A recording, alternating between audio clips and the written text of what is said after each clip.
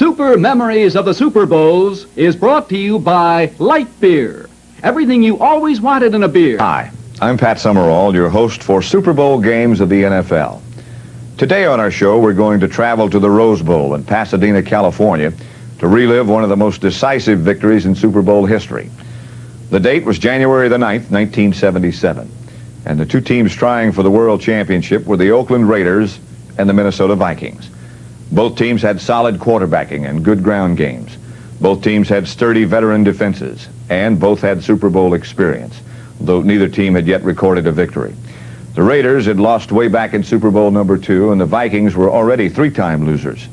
Neither team seemed to have any clear-cut advantage, but by the final gun, a seemingly even matchup had become a rousing Raider victory. This is how it happened.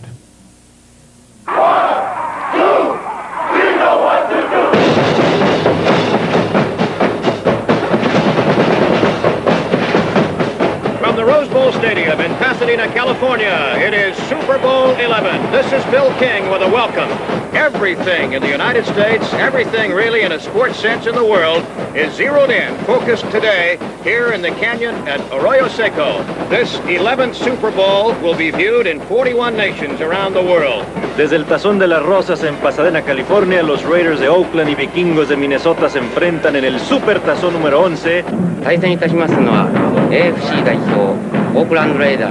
C'est la confrontation tant attendue entre Francis Tarkenton des Vikings et Ken Stabler des Raiders. As my leader, Curtis Cowboy Gowdy out of Cheyenne, Wyoming, and Jeff and Hazel's baby boy sit at the foot of the San Gabriel Mountains, rising a little over a mile, the snow-covered mountains, and the fall foliage is drifting slowly down to the base of this Rose Bowl here in Pasadena. We are about to bring to you the 11th Super Sunday Super Bowl.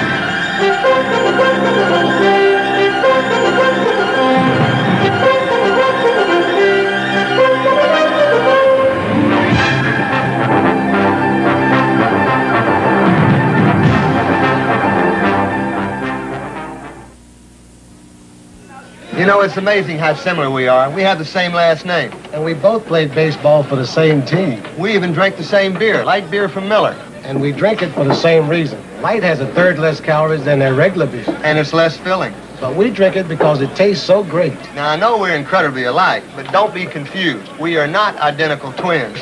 I'm at least 2 inches taller than he is. Light beer from Miller. Everything you always wanted in a beer, and less. When I looked at Datsun 280ZX and Porsche 924, I also looked at this new Mazda RX-7, and that's all it took. Just one look, that's all it took. Yeah, just one look, that's all it took. You get a lot of refined sports car with the Mazda RX-7. You also get great mileage, and you get it all at a price that'll really make you look twice. Yeah, the more you look, the more you like. If you knew what I know about the locks on your doors and windows, you wouldn't sleep well tonight. Super Bowl 11 offered a classic conflict. Pro football's two most successful teams in a final struggle for the most treasured victory in the game. Neither the Raiders nor the Vikings had ever won a Super Bowl. But over the last 10 years, they have been the most consistent winners in the National Football League. The Raiders, a team built by Al Davis and coached by John Madden, have won divisional titles in 9 of the last 10 years. The Vikings, coached by Bud Grant, have played in more Super Bowls than any team in history.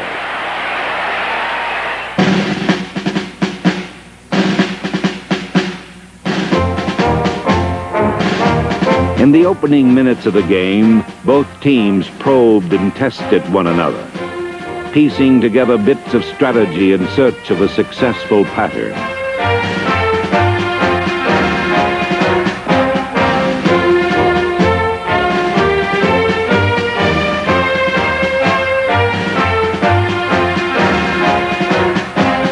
The contest was a standoff until late in the first quarter, when the Raiders were forced to punt.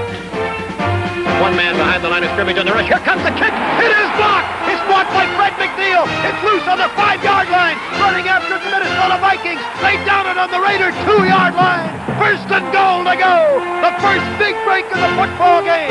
And Raymond Guy has suffered his first block punt in a 4-year pro career. It was a golden opportunity for Minnesota.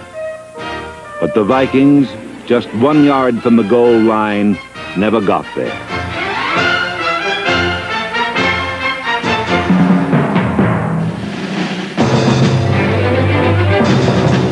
Brent McClanahan fumbled. Willie Hall, number 39, recovered the ball for Oakland.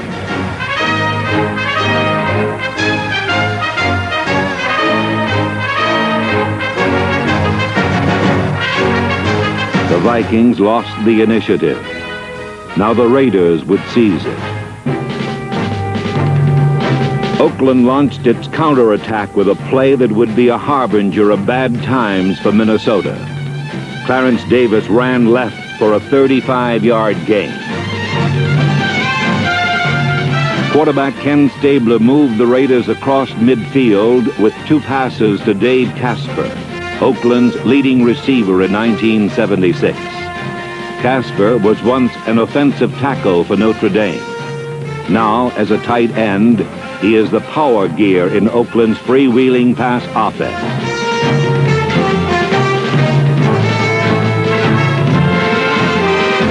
Casper's second reception put the Raiders in position for the first score of the game. Field goal, snap, spot, kick on the way. That one's good, and the Raiders finally get on the board. Scoreboard shows Oakland 3, Minnesota nothing. The Raiders had marched 90 yards in 12 plays. Although they were stopped short of a touchdown, they had moved smartly through every avenue of their game plan. The next time they had the ball, they would take the same road, only this time it would lead them to the land of 6. When the Raiders regained possession of the ball, they continued to run to their left. This strategy succeeded because of Oakland's ability to dominate the right side of the Viking defense, which consists of Alan Page, Jim Marshall, and number 58 corner linebacker Wally Hilgenberg. Guard Gene Upshaw pushed Page to the inside. Tackle Art Shell shoved Marshall to the outside. And when Hilgenberg came up to fill the hole, he was removed by Mark Van Eegen.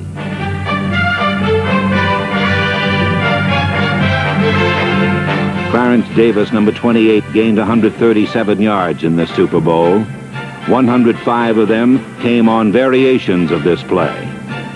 The secret of its success was not only the powerful blocking of Upshaw and Shell, but also the blocking of running back Mark Van Eegen, who neutralized the corner linebacker and gave Davis room to run.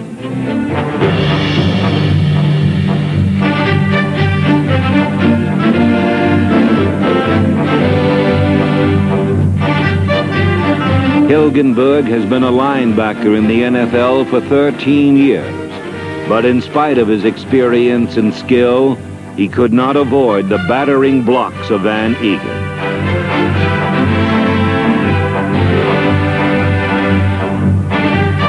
During the regular season, Van Eegen had gained twice as much yardage as Davis, but in this Super Bowl, he was more valuable to his team as a blocker.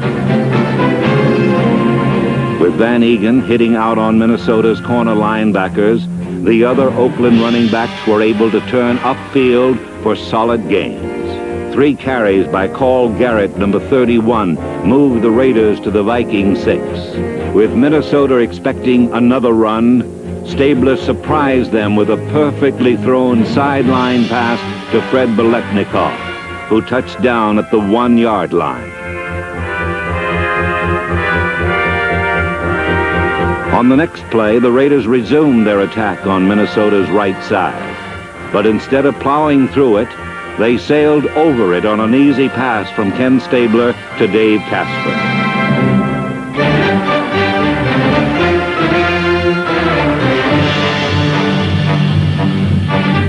Holy Toledo!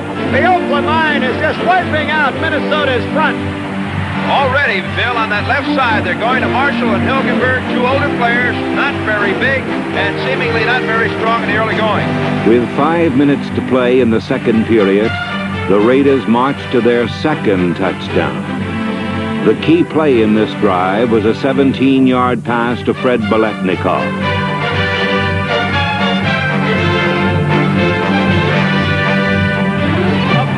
Work of art by the master of his position, Fred Biletnikoff, first and goal on the half-yard line.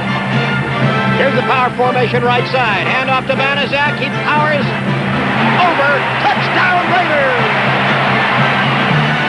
Joshua Heifetz never played a violin with more dexterity than Kenny Stabler is playing the Minnesota Viking defense this afternoon in the Rose Bowl Stadium in Pasadena. The Raiders' domination of the first half was reflected